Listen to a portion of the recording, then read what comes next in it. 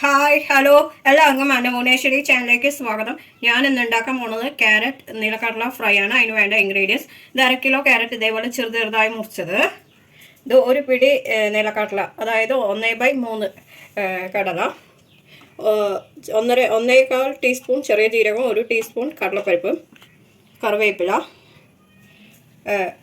ഇത് 1.5 ടീസ്പൂൺ മല്ലിപ്പൊടി, 1.25 ടീസ്പൂൺ മുളക് പൊടി, 1/2 ടീസ്പൂൺ മഞ്ഞൾപ്പൊടി, അരമുടി നാളികേരം ചിരവിയത്, ഇത് 12 വെളുത്തുള്ളി, ഉപ്പ്, വെളിച്ചെണ്ണ, 1 ടീസ്പൂൺ കടുക്, മല്ലിയില. ഇനി നമുക്ക് പ്രിപ്പറേഷനിലേക്ക് പോകാം.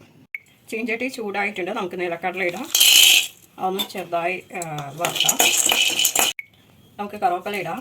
അതൊന്ന് ചെറുതായി വറുക്കാം. ഇനി നമുക്ക് കടലപ്പരിപ്പും ജീരകവും ഇടാം. അതൊന്ന് ചെറുതായി മുക്കിട്ട് അത് വറുക്കും. ഇനി നമുക്ക് വെളുത്തുള്ളി ഇടാം. അതൊന്ന് ചെറുതായി മുക്കിട്ട് ഇനി നമുക്ക് നാളികേരം ഇടാം. അത് ഇതോടൊപ്പം ഒന്ന് മൂത്ത് വെക്കാം.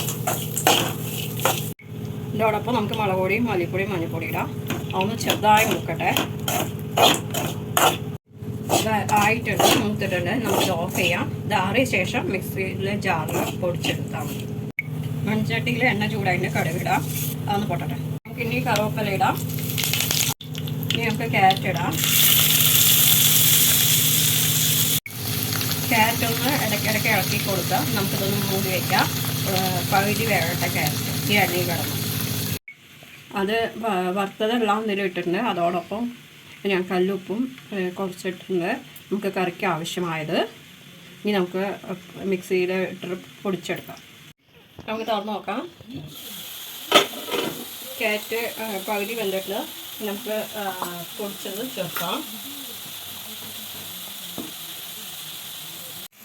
നന്നായി മിക്സ് ചെയ്ത് കൊടുക്കാം. നമുക്ക് 1 മിനിറ്റ് മൂടി വെച്ചിട്ട് ഇതാവാം. നമുക്ക് മൂടി തുറന്ന് നോക്കാം. റെഡി ആയിട്ടുണ്ടാവുന്നു. റെഡി ആയിട്ടുണ്ട്. നമുക്ക് മല്ലിയില ഇടാം.